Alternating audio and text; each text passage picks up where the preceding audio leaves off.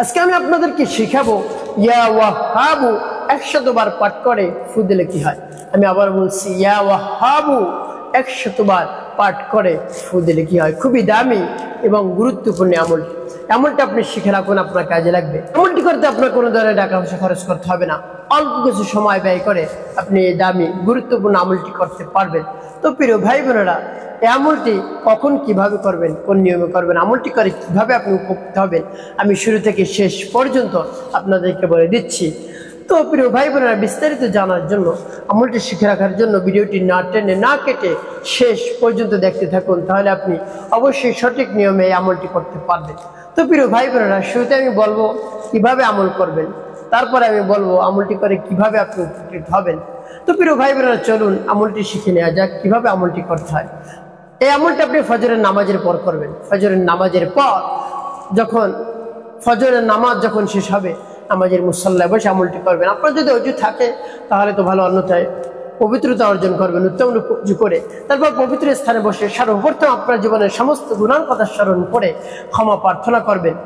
হে আল্লাহ, আমার জীবনের গুনাহ খাতা মাফ করে দিন। আমি জীবনে যত ধরনের অন্যায় অপরাধ করেছি সব ধরনের অন্যায় অপরাধ ক্ষমা করে দিন। আমার অন্তরকে পাক পবিত্র বানিয়ে দিন, আমাকে পাক পবিত্র বানিয়ে দিন, আমার জীবনকে শান্তিপূর্ণ করে দিন। এভাবে মহান রব্বুল আলামিনের কাছে বলবেন। তারপরে নবীজি সাল্লাল্লাহু আলাইহি ওয়াসাল্লাম মুহাব্বত নিয়ে 3 বার দুরূদ শরীফ পাঠ করবেন। সাল্লাল্লাহু আলাইহি ওয়াসাল্লাম, সাল্লাল্লাহু আলাইহি ওয়াসাল্লাম, সাল্লাল্লাহু আলাইহি ওয়াসাল্লাম। এভাবে যখন ইস্তিগফার দুরূদ শরীফ পাঠ করা হয়ে যাবে, কোথাও ফু দিবেন। তারপর আমার দেখার নিয়ম অনুযায়ী সেই নামটি পাঠ করবেন মহান রব্বুল আলামিনের। আর মহান রব্বুল আলামিনের নাম যদি বেশি বেশি নেন, আপনার অন্তর পাক পবিত্র হয়ে যাবে ইনশাআল্লাহ। তো প্রিয় ভাই বোনেরা, সেই নামটিকে আমি আপনাদেরকে বলে দিচ্ছি। আর যখন সেই নামটি পাঠ করবেন তখন পরিপূর্ণ মনকে স্থির করবেন, মনোযোগ নিয়ে আসবেন। তারপরে আপনি সেই নামটি পাঠ করবেন এবং মনে মনে মহান রব্বুল আলামিনের কাছে দোয়া করবেন, হে আল্লাহ, আমার উদ্দেশ্যে বাস্তবায়ন করে দিন। তারপরে আপনি এই নামটি পাঠ করবেন। আমি বলে দিচ্ছি সেই নামটি, যেমন বিসমিল্লাহির রহমানির রহিম, ইয়া ওয়াহাবু ইয়া আল্লাহ, ইয়া ওয়াহাবু ইয়া আল্লাহ, ইয়া ওয়াহাবু ইয়া আল্লাহ, ইয়া ওয়াহাবু ইয়া আল্লাহ, ইয়া ওয়াহাবু ইয়া আল্লাহ, ইয়া ওয়াহাবু ইয়া আল্লাহ। যখন পাঠ করা হয়ে যাবে আপনি একটি ফু দিবেন। তারপর আপনি আবারও পাঠ করবেন বিসমিল্লাহির রহমানির রহিম, ইয়া ওয়াহাবু ইয়া আল্লাহ, ইয়া ওয়াহাবু ইয়া আল্লাহ, ইয়া ওয়াহাবু ইয়া আল্লাহ, ইয়া ওয়াহাবু ইয়া আল্লাহ, ইয়া ওয়াহাবু ইয়া আল্লাহ, ইয়া ওয়াহাবু ইয়া আল্লাহ। পাঠ করে সব একটু।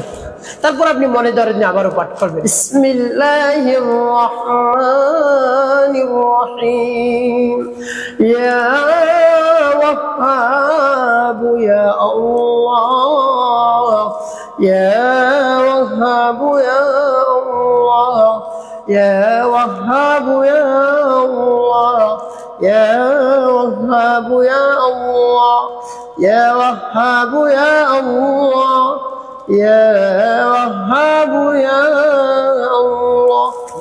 পাঠ করে সে আবার একটু ফু দিবেন। তো প্রিয় ভাই বোনেরা, কতবার পাঠ করবেন? 100 বার পাঠ করে আপনি 3টি ফু দিবেন। সর্বশেষ আপনি নবী সাল্লাল্লাহু আলাইহি ওয়াসাল্লামের মুহাব্বত নিয়ে, ভালোবাসা নিয়ে 3 বার দুরূদ ইব্রাহিম পাঠ করবেন। আল্লাহুম্মা সাল্লি আলা মুহাম্মাদ ওয়া আলা আলি মুহাম্মাদ কামা সাল্লাইতা আলা ইব্রাহিম ওয়া আলা আলি ইব্রাহিম ইন্নাকা হামিদুম মাজিদ।